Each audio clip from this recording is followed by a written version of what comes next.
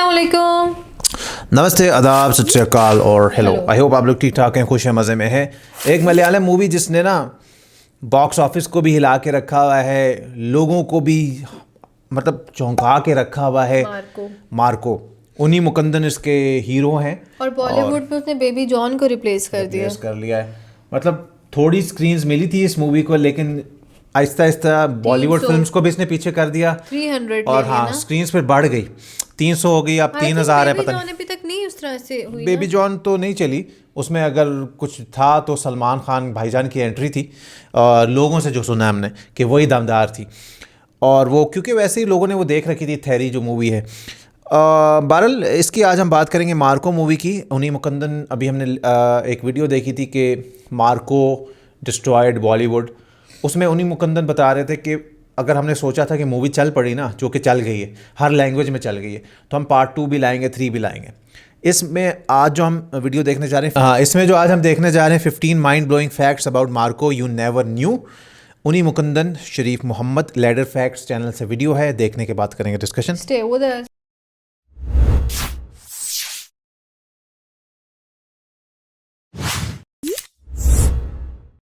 It doesn't matter where you come from and what kind of background you have or what kind of an experience or what kind of experience you have. Yes. It just depends on how well you're performing and how well you know your job. What we have in mind, we will have a Marco 2 coming up. We'll have a Marco 3 coming up. But it will be on the same line. It will be a brutal action film. Okay तो आज से 20 दिन पहले release हुई Marco के makers ने pan India में इस फिल्म को without any expectation to be honest formality के लिए रिलीज कर दिया था, लेकिन पब्लिक के वर्ड ऑफ माउथ ने ऐसा काम किया कि जस्ट 89 स्क्रीन पर रिलीज हुई ये फिल्म आज 1327 स्क्रीन पर 300 लेकर चल रही है। थिएटर ओनर बेबी जॉन के सोर्स को उठा के फेंक दे रहे हैं। साथ ही साथ तेलुगु मार्केट में लिटरली तेलुगु मार्केट में घुसकर पुष्पा 2 की स्क्रीन कम कर दी जा रही है और मार्को के 50 स्क्रीन बढ़ा दिए जा रहे हैं। और जैसा कि इस फिल्म के हीरो और को प्रोड्यूसर उन्नी मुकुंदन ने कहा था कि इसका 2-3 पार्ट भी आएगा। Part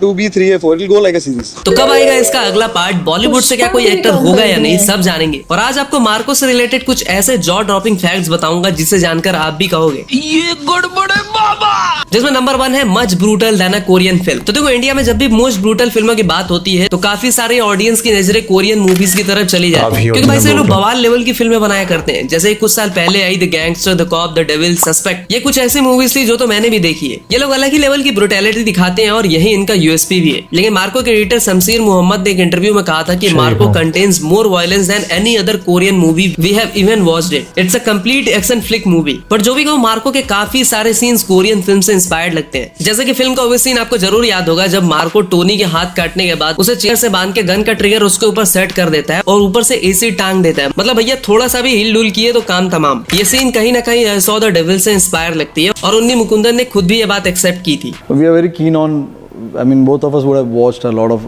Korean films as well, and I was just under the impression that for somewhere down the line if you show it's not the action part only, I think the audiences are more in love with the screenplay that has been shown. Second, villain got scared in real life. देखो Marco में उन्नी मुकुंदन या उनसे भी ज्यादा आज अगर किसी की बात हो रही है तो वो है इस फिल्म के मस्कुलर विलन साइरस। देखो फिल्म तभी अच्छी लगती है ना जब फिल्म के विलन को देखकर ऑडियंस को लिटरली गुस्सा आ जाए, जैसे कि सालों पहले अमरीश पुरी जी के साथ होता था। जब भी वो विलन बनते थे तो लोग थिएटर में दांत भींच के कहते कि मार साले को, जिंदा जलाते, कुत्ते के मात मार इसको। और यही इंटेंसिटी सालों बाद किसी मर्सिलेस क्रूल राक्षस टाइप विलन साइरस को देख के होती है। मार्को जैसी आंधी के सामने वो एक सुनामी होता है। लेकिन पता है रियल लाइफ में अपने साइरस यानी कबीर दुहान सिंह और उनकी वाइफ बहुत ही ज्यादा पैनिक हो गए थे कुछ सीन्स को शूट करने के बाद। कबीर जो हमारे विलन साइरस का रोल कर रहे थे वो थोड़ा डिस्टर्ब हो गया था क्योंकि he was doing something and his wife was carrying. I was a bit disturbed, yes, but what to say, it was my director's vision and I looked at him and I was like, sir, ये क्या मैं करने वाला हूँ? That pregnant lady, particular that scene was not easy for me. See, I'm a family man.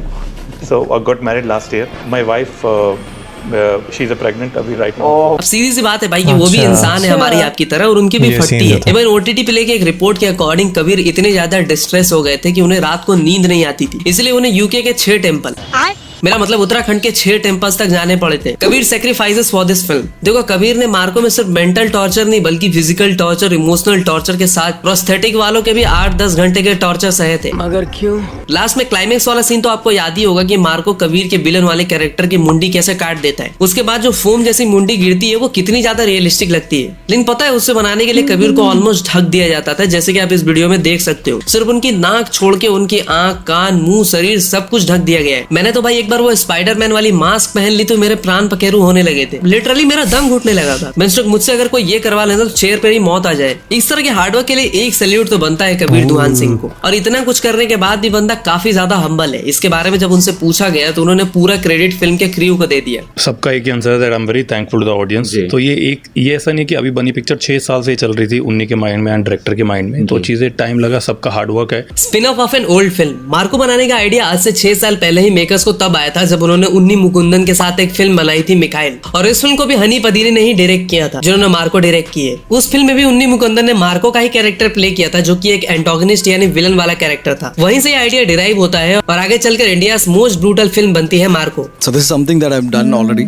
5-6 years back, I'd done a movie called Mikhail, and I'd played a part called Marco in it. So me and Hanif Andeni, the writer-director, thought it definitely has a sequence, a possibility of getting a sequel done. Over the period of time, we were convinced that this is the right time to go ahead with the project, and we got in touch with Sharif Mohammed, who's the producer of this film. और Mikhail से सिर्फ Marco ही नहीं बल्कि George का character भी उठा लिया जाता है। और मार्को की तरह मिखाइल भी एक गोल्ड स्मगलिंग पे बेस्ड फिल्म ही होती है। All the scene shot in Kerala only. देखो मॉलीवुड, मेरा मतलब मलयालम सिनेमा में हमेशा से ही कम बजट में तगड़ी फिल्में बनाने का रिवाज रहा है और मार्को में भी कुछ ऐसा ही होता है। 30 करोड़ में ये फिल्म बनानी होती है, फिर भी ये किसी भी दूसरी मॉलीवुड फिल्म से काफी ज्यादा होती है। इसलिए ये 100 डे में फिल्म की शूटिंग भी कर पाते हैं। अनलाइक अदर फिल्म इंडस्ट्री, इस फिल्म को सिर्फ केरला के ही कोची और मुन्नार में शूट कर लिया जाता है। 60 डेज फॉर एक्शन। मार्को ने एक्शन और ब्रुटैलिटी के मामले में इंडियन फिल्म्स लाइक एनिमल, सालार, किल वगैरह को काफी पीछे छोड़ दिया और ये फिल्म ब्रुटैलिटी के मामले में कहीं ना कहीं वर्ल्ड सिनेमा और कोरियन फिल्मों को भी बीट करते नजर आई, क्योंकि इन्होंने अपने 100 डेज में से 60 डेज एक्शन सीक्वेंस को शूट करने के लिए दे दिए थे। 28 अगस्त 2024 को फिल्म ने जब 100 डेज का शूट कंप्लीट किया तब जाकर मार्को की टीम ने इंस्टा पे अपडेट करके बताया था कि फिल्म के 60 डेज उन्होंने एक्शन के लिए दे दिए। और फिल्म के स्टंट कोरियोग्राफर कलाई किंगस्टन ने जिस लेवल का बेंचमार्क सेट किया है, अगली बार से ऑडियंस को इससे लेस सब कुछ भी पसंद नहीं आने वाला। उन्नी Mukundan sentence training for Marco. Marco में रसल साइरस जैसा विलन हो या मार्को जैसा ग्रे कैरेक्टर, सबकी फिजिक भाई बवाल होती है। लेकिन उन्नी मुकुंदन को इस तरह की फिजिक बनाने में फटके हाथ में आ गई थी, क्योंकि इससे पहले उन्होंने जितनी भी फिल्में की थी वहाँ इस तरह की फिजिक की जरूरत नहीं थी, तो उन्हें 6 महीने लग जाते हैं इस तरह की फिजिक बनाने में। और मार्को जैसी फिल्म का इंतजार भी उन्नी को बहुत टाइम से था, क्योंकि वो एक ही तरह की फिल्में कर रहे थे और वो कहीं ना कहीं सिनेमा वर्ल्ड की सबसे बड़ी बीमारी टाइप कास्ट के शिकार भी हो रहे थे। इट्स एन एक्शन फिल्म और मैंने 7 साल से एक्शन किया ही नहीं है। कंप्लीटली वो जो एक्शन जॉनर बोलते हैं ना, जो हर हीरो करना चाहता है, I was good at it but I was getting typecast Kerala में, लाइक कि ये ऐसा ही करता है। तो युक्ति Thareja was seen in Bollywood song. Marco में ऑलमोस्ट सारे कास्ट नए थे और उसमें से एक थी युक्ति थरेजा, जो कि एक नॉर्थ इंडियन है और उनकी फैमिली हरियाणा से है। लेकिन ये तेलुगु फिल्म रंगाबली से डेब्यू करने के बाद सीधा जंप करके मलयालम सिनेमा मार्को में नजर आती है। बट ऐसा लगता है ना कि कहीं ना कहीं इन्हें पहले देखा है। तो ऐसा इसलिए होता है क्योंकि उन्होंने इमरान हाशमी का 1.4 बिलियन व्यूज लाने वाला गाना लुट गए में काम किया था। इस गाने में जो लड़की दिखाई देती है वो युक्ति थरेजा ही है। Music composer from KGF. देखो मार्को में एक्शन सीक्वेंस और भी ज्यादा इनहेंस लगा बिकॉज ऑफ इसका म्यूजिक एंड बीजीएम। खासकर वो साइरस वाला बीजीएम तो मेरा फेवरेट है और उसे सुनकर कुछ वो केजीएफ वाली वाई थी, राइट। ऐसा इसलिए क्योंकि मार्को का म्यूजिक कंपोजर वही इंसान था जिसने केजीएफ और सालार जैसी फिल्मों में अपना म्यूजिक दिया था और उनका नाम है रवि बसरूर। और केजीएफ का वो वाला म्यूजिक तो कभी कोई भूल ही नहीं सकता। Allegation of promoting violence against children, animal and women. देखो फिल्म जितनी ज्यादा कलेक्शन करती है कुछ लोगों को उतनी ही ज्यादा मिर्ची लगनी स्टार्ट हो जाती है। एनिमल के टाइम पे कितनी कंट्रोवर्सी हुई थी सबको याद ही होगा। सेम चीज आज मार्को के साथ भी हो रहा है। ये फिल्म मलयालम सिनेमा की पहली A-rated फिल्म होने वाली है जो 100 करोड़ का बिजनेस करेगी। लेकिन इस फिल्म पर भी violence against children, animal and women दिखाकर सोसाइटी को बिगाड़ने का एलिगेशन लग रहा है। And I'm not even exaggerating, the violence in your film is unapologetic. Women, animals, children.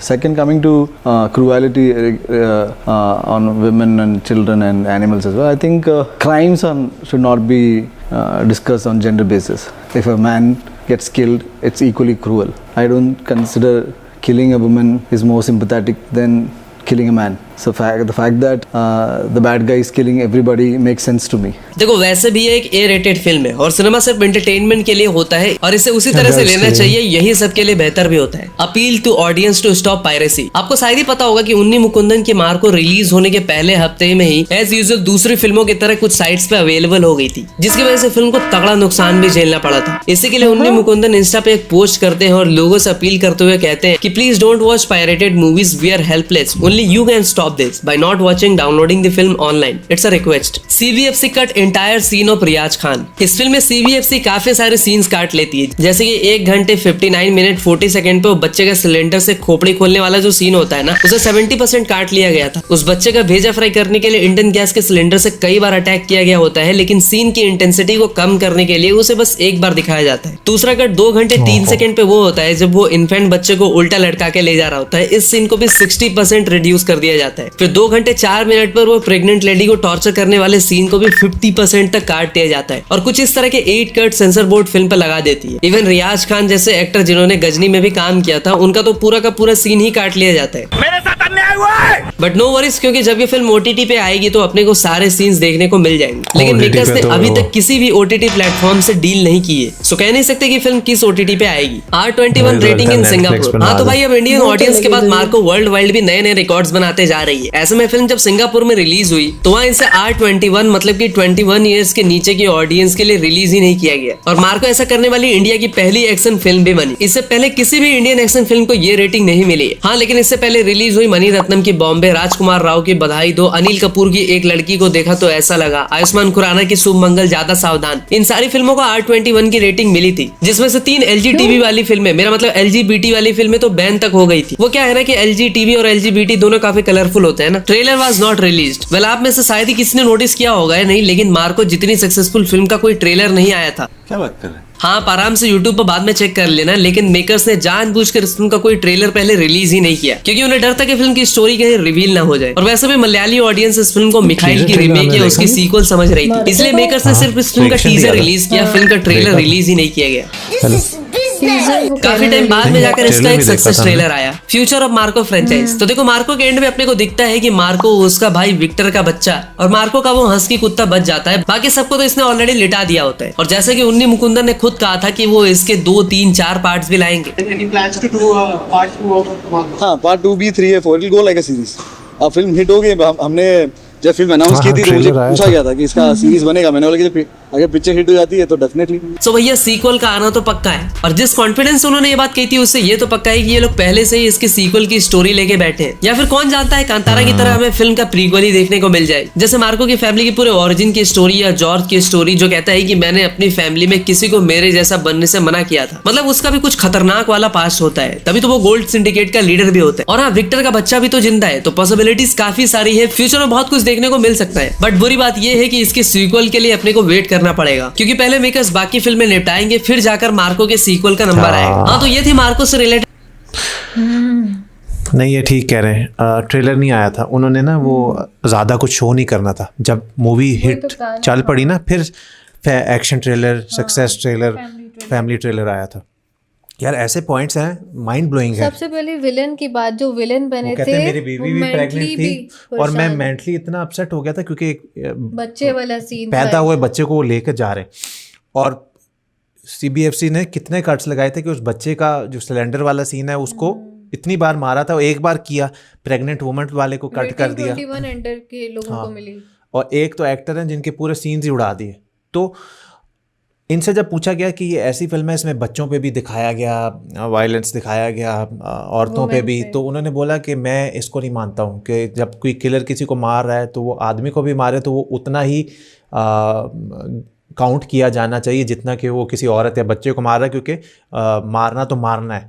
तो मेरे हिसाब से किसी को भी मार रहा हो तो वो किलर के लिए एक ही बात है।